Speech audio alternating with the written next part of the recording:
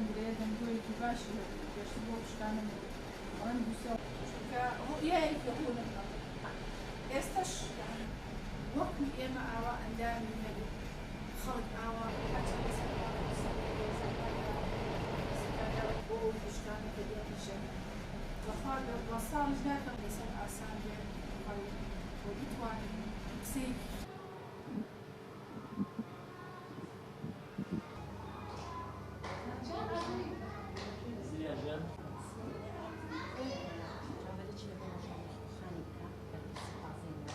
هەموو ئەوانەی کە دڵخۆش بوون بە سەرکەوتنی کۆنگری ڕێکخراوی خوشکانی ئیسلامی کوردستان ئێمە لە خزمەتیانە ئەبین و ڕاو سەرنج و پێشبڕکێیان وەرەگرین لەسەر کاری داهاتووی ڕێکخراوی خوشکانی ئیسلامی کوردستان و دواتریش کۆبوونەوەی ڕاوێژکاریمانە بێت لەگەڵ هەر خەمخۆرێک و هەربەڕێزێک وە کەسانی پسپۆڕ و شارەزا بۆ دیاریکردنی میکانیزمی نوێی کاری ڕێکخراوی خوشکانی ئیسلامی کوردستان بە بۆنەی هەڵبژاردن و بەستنی کۆنگرەی ڕێکخراوی خوشکان وەکو دەستگای پێشمەرگە دێرینەکان و ئەنجومەنی پێشمەرگە هاتوین دەستخۆشی و پیرۆزبایی